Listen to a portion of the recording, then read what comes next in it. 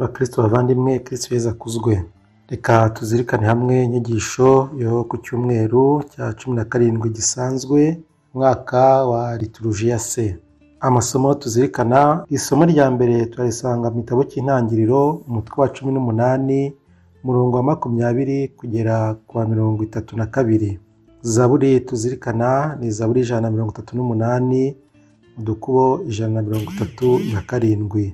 Isomo rya kabiri turarisanga mu ibaruwa Pawulo Mutagatifu yandikiye Abanyakolosi, umutwe wa 2, umurongo wa 12 kugera ku wa 14. Ivanjiri turayisanga mu nkuru nziza ya Yezu Kristu ko yanditswe na Luka, umutwe wa 11, umurongo wa 1 kugera ku wa 13. Imana dusenga ni Data udukunda, si umucamanza udukangaranya. Bavandimwe, liturujia yo ku iki cyumweru iragaruka ku gaciro k'isengesho, umubano wacu n'Imana n'ubutwari tugomba kugira igihe tuyegera. Ntabwo Imana yacu ari nk'umutegetsi ukomeye dutinya, ahubwo ni Dawe udukunda kandi ushishikajwe no kuduha ibyiza birambye. Ibyo turabibona neza twifashishije amasomo atagatifu liturujia iki cyumweru yatuteganyirije. Mu isomo rya mbere turabwirwa ikiganiro hagati y'Imana na Aburahamu asabira Sodoma na Gomora kutarimburwa kubera ibibi iyo migi yari yarishoyemo. Aburahamu aratakambira Imana agendeye ku ntungane Imana yasanga muri iyo migi. Nyuma y'inshuro 6 atakamba, intungane zirava kuri 50 akagenda kugeza ubwo ageze ku 10. Aburahamu muri kino kiganiro aricisha bugufi imbere y'Imana kugira nubwo agira ati, njye mukungugu, njye w'ivu, nongeye kuvugisha databuja. Aburahamu aharatubera urugero rwiza rw'umuntu utikunda, aho gusabira abandi ndetse n'abanyabyaha. Ntatinya kujya imbere y'Imana inshuro nyinshi asaba imbabazi. Aha aratwigisha isengesho ryuje impuhwe no kwigomwa, isengesho ridashingiye gusa ku byifuzo byacu, ahubwo rigaragaza urukundo dufitiye abandi. Imana nayo yiteguye kubabarira, impuhwe zayo zihoraho iteka. Igisigaye nitwe tugomba kuzakira, kwitandukanya n'ikibi, kwitandukanya no kuyigaragambira. Mu isomo rya kabiri, Mutagatifu Pawulo intumwa aratwibutsa ko muri batisimu twahambwe hamwe na Kristu, kandi ko twazukanye nawe muri Roho Mutagatifu twahawe. Icyaha cyacu cyarabambwe ku musaraba, kiratsiratizwa. Ibyo bigatuma tubasha kugendera mu buzima bushya. Nk'abakristu rero twibuke ko ubuzima bwa gikristu butari urutonde rw'amategeko gusa, ahubwo ari ubusabane n'Imana yadukijije.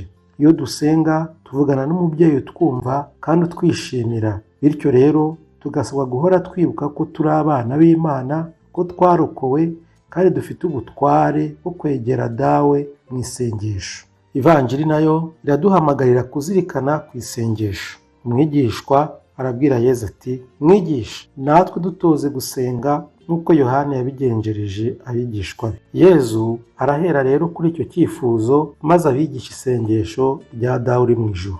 Yezu yigisha abigishwa b'iryo sengesho si ukwigisha amagambo gusa, ahubwo aratwereka umutima tugomba kugira mu isengesho, kugira ukwizera, kudacika intege no kwizera ko Data aduha ibidukwiye uyu munsi. Yezu akoresheje urugero rw'umuntu wasabye inshuti ye umugati nijoro, ndetse akanavuga ko Data wo mu ijuru azaha Roho Mutagatifu abamumusabye. Ibi biratwigisha kudasenga gusa dusaba ibintu, ahubwo tugomba no gusenga dusaba Roho Mutagatifu, kuko ari we utuyobora mu kuri, mu rukundo no mu bugingo.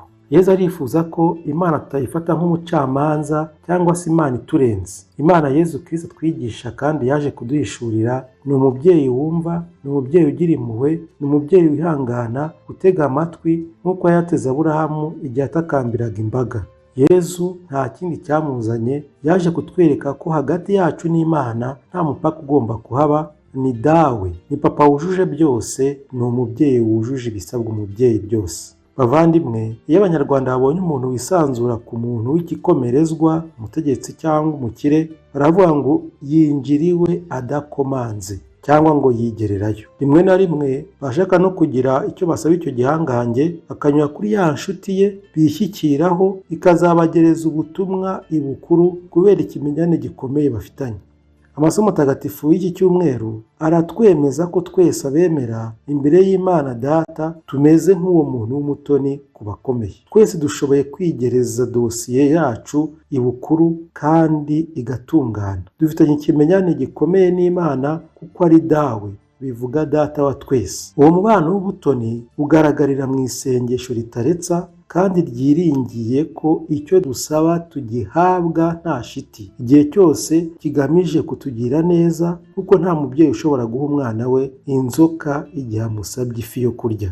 Benshi muri twe dukunze kurambirwa mu gusenga, tugacibwa intege n'ibintu byinshi birimo no kwibwira ko uwo tubwira atatwumva. Yezu rero kuri iki cyumweru adushishikariza kutarambirwa mu isengesho. Araduha urugero rw'isengesho rikwiye ari rya Dawe uri mu ijuru. Muri ryo aduhishurira inkingi mwikorezi y'ukwemera kwacu, ariko gutuma tubasha gusenga. Aratubwira ko Imana dusenga ari Data umubyeyi wacu twese, nuko tugomba kujya imbere yayo tuyifata. Ni umubyeyi imbere y'ibindi byose, ni dawe. Tubashije kwemera icyo, inyinshi mu nzitizi z'isengesho ziba zivuyeho nta kabuza. Niba Imana ari Data, turi abana ikunda.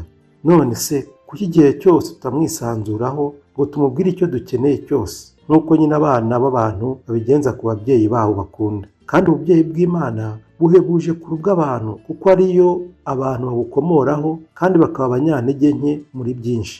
Gusanga Imana Data ni ukwisanga. Ishimishwa cyane nuko tuyegera tukayisaba akaya ndirimbo tujya turirimba tugira tuti: agira impuhwe nyinshi, ntiyanga abamusanga, akunda abamwegera bakamusaba icyo bakeneye.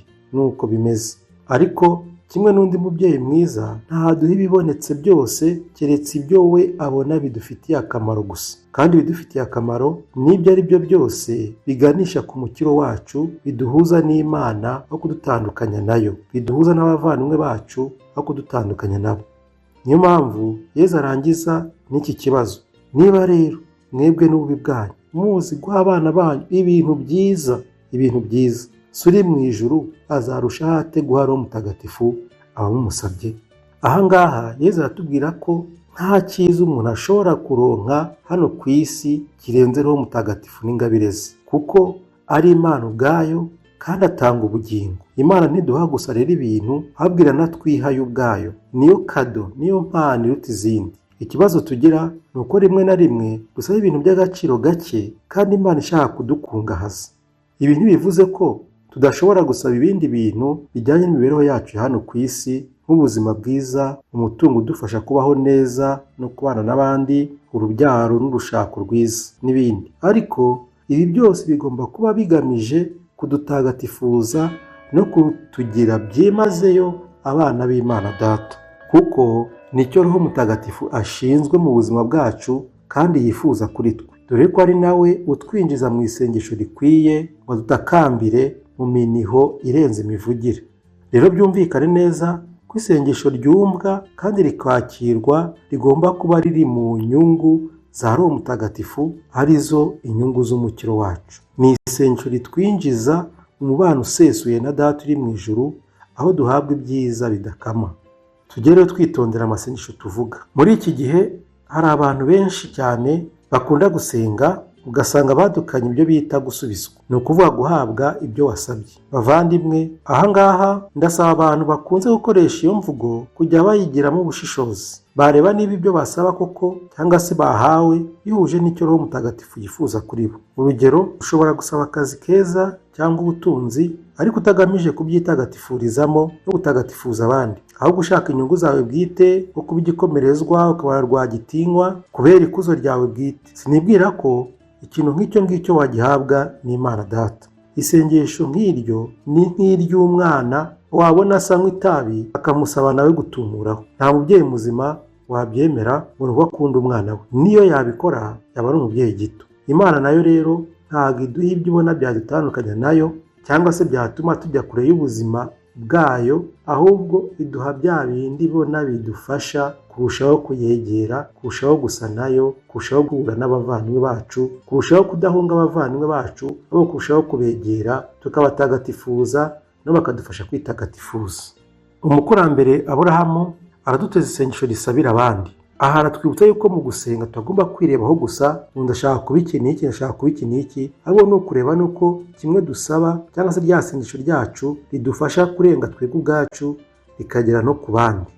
Mu isengesho rya Aburahamu twumvise, muri we tubonamo umuhate n'inkeke atewe n'umukiro w'intungane zidakwiye gupfa rumwe n'urw'abagome. Ibyo n'Imana irabyemera rwose. Niyo mpamvu izarokora ubuzima bw'intungane Loti n'urugo rwe igihe inkozi z'ibibi z'i Sodoma na Gomora zizarimburwa n'uburakari bw'Imana. Ikindi cyiza tubona mu isengesho rya Aburahamu ni ukwinginga. Dukwiye kwitoza gusaba tudategeka Imana, ahubwo tuyinginga naho ko tuyiringiye. Hari kenshi tuyisaba tuyishyizeho za kondisiyo: nutama iki sinzongera gukora iki n'iki, nzava muri kiliziya. Hari n'ibindi bituma twivumbura iyo tudasubijwe uko twabyifuzaga, nko kuvuga ngo Imana impora iki ko atari jye muntu mububaho. Imana ntiduha rero ibyo tuyisabye kubera ubwiza bwacu, ahubwo iduha ibyo ubona bidukwiye mu gihe gikwiye n'ahakwiye kubera ineza yayo. Ibyo kandi ikabikora kuko turi abana bayo kandi ikaba umubyeyi wacu. Niyo mpamvu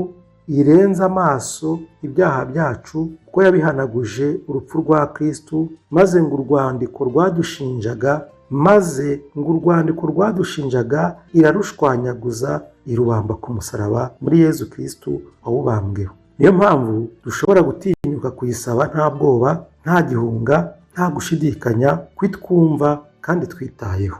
Bavandimwe, dusaba Imana umubyeyi wacu umutima wo gusenga twizera nka Aburahamu, kumva ko twarokowe na Kristo kandi dufite uburenganzira bwo kwegera Imana nk'abana bayo bakunzwe, kandi dusabe kudacogora, ariko cyane cyane dusabe Roho Mutagatifu. Muvandimwe, nturambirwe gusenga, ntiwirengagize gusengera abandi, kandi ntutinye kwegera Imana yawe uyizeye nk'umubyeyi ugukunda.